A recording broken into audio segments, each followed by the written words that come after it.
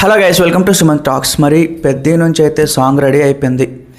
Almost వాళ్ళు ఏంటంటే ఆ ప్లేలిస్ట్ అంతా ఉంటుంది కదా, సో ట్యూన్ సెట్ చేసుకోవడం, లిరిక్స్ అనేవి కూడా మొత్తం అయిపోయింది అనమాట.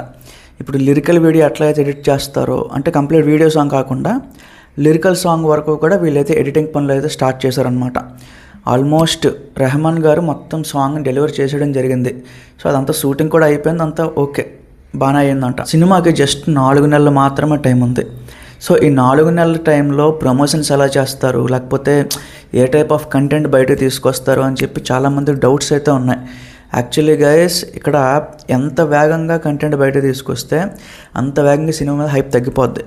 ఇప్పుడు మార్చ్ రిలీజ్ అంటే మినిమం ఆ ప్రమోషన్స్ అనేవి జనవరి ఎండింగ్ నుంచి మనం స్టార్ట్ చేస్తే బాగుంటుందన్నమాట. ఇప్పుడు మీరు చూసుకోండి, ఎగ్జాంపుల్ కూడా చెప్తాను. రాజా సాబ్ సినిమాకి అదే మిస్టేక్ జరిగింది. సినిమా ఎప్పుడో పండగకి రిలీజ్ అయితే ట్రైలర్ మనకి ఆల్రెడీ ఆగస్ట్ సెప్టెంబర్ ఆ పీరియడ్లో మనకి రిలీజ్ చేసేసారనమాట.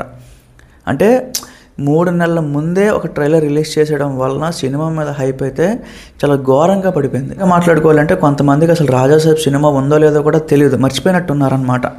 అదే మిస్టేక్ ఇక్కడ మన పెద్ద విషయంలో జరగకూడదు అని చెప్పి బుచ్చిబాబు అయితే చాలా గట్టిగా ప్లాన్ చేస్తున్నాడు.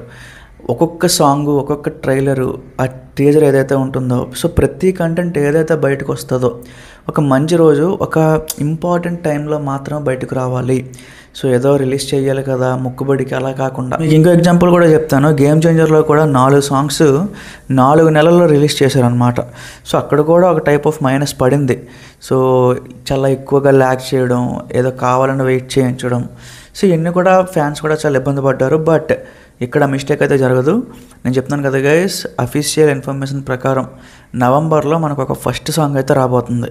సో ఈ సాంగ్లో మనకి ఇంకో విషయం కూడా తెలిసింది ఏంటంటే, చరణ్ గారు మన హీరోయిన్ జాహ్నవి కపూర్ని టీచ్ చేస్తున్నట్టు, అంటే అలర్ చేస్తున్నట్టు, సో ఆ టైప్ ఆఫ్ ఒక సాంగ్ అయితే క్రియేట్ చేశారంట. అది మనకు నవంబర్లో వచ్చే అవకాశం ఉంది. డిసెంబర్లో ఇంకో సాంగ్ వస్తుందా లేదా అనేది కూడా నేను చెప్పలేను. ఎందుకంటే డిసెంబర్లో మనకి ఆ మంత్ అండ్ అలాగే ఇయర్ అంతా కూడా అయిపోయే ఆ మూమెంట్ అనమాట. అప్పుడు మళ్ళీ రిలీజ్ చేసినా మర్చిపోతారు. అందుకే ఫ్రెష్ ఇయర్లోనే మనం రిలీజ్ చేసుకోవాలి, అంటే 2026లోనే ప్రతి కంటెంట్ బయటకు తీసుకురావాలి అని చెప్పి బుచ్చిబాబు అయితే ప్లాన్ చేస్తున్నాడు.